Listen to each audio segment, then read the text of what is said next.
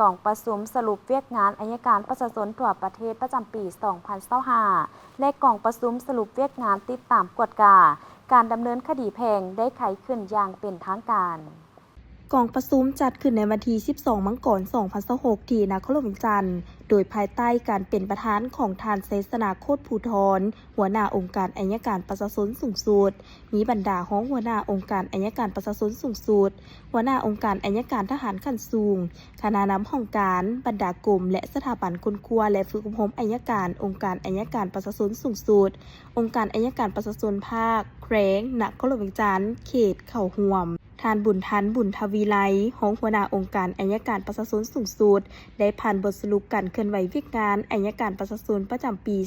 2025 และทิศทางแผนการประจำปี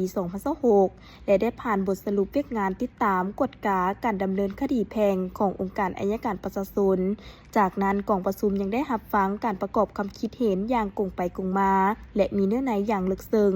เป็นต้นผลสำเร็จด้านอ่อนข้อคงค้างและซอกให้เห็นปัญหาข้อคงค้างสาเหตุต้นตอและวิธีการแก้ไขอย่างมีลักษณะวิทยาศาสตร์ให้ถูกต้องกับตัวจริงและกฎหมายในตอนท้ายของกองประชุมท่านไสสนาโคตรภูธรได้ให้เกียรติโอ้ล้มต่อกองประชุมหลายปัญหาสำคัญเช่นให้องค์การอัยการประชาชนและองค์การอัยการทหารแต่ละขั้นหีบฮอนจัดตั้งผันขยายผลสำเร็จกองประชุมครั้งนี้โดยไว้โดยหันเป็นทิศทางหน้าที่แผนงานและโครงการละเอียดที่นำจัดตั้งปฏิบัติให้ปรากฏผลเป็นจริงเพิ่มทวีการศึกษาอบรมการเมืองนำพาแนวคิดในทันแถวสมาชิกพรรคพนักงานรัฐกรอย่างมีจุดสุ่มเนใส่ปรับปรุงคุณธาตุการเมืองความจงรักภักดีต่อพรรคต่อประเทศชาติและรับใช้ประชาชนด้วยความสัตย์ซื่อบริสุทธิ์เด็ดเดี่ยวกำจัดและต้านปรากฏการณ์ย่อท้อในทันแถวสมาชิกพรรคพนักงานรัฐกรสุ่มใส่การปรับปรุงกงจากการจัดตั้งการแต่งตั้งการซับซ้อนและประสานสมทบกับภาคส่วนเกี่ยวข้องปรับปรุงกงจากการจัดตั้งที่ศูนย์กลางและท้องถิ่นเพื่อสร้างความเข้มแข็งในการจัดตั้งปฏิบัติพลบทบาทขององค์การอัยการประชาชนเพิ่มทวีเวียกงานติดตามกฎกาการปฏิบัติกฎหมายและสั่งฟ้องผู้ถูกหาขึ้นศาล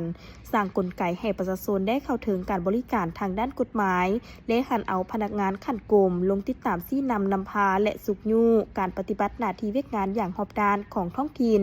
เพื่อรับประกันการจัดตั้งปฏิบัติพลบทบาทสิทธิและหน้าที่ให้มีคุณภาพสูงขึ้นกว่าเก่า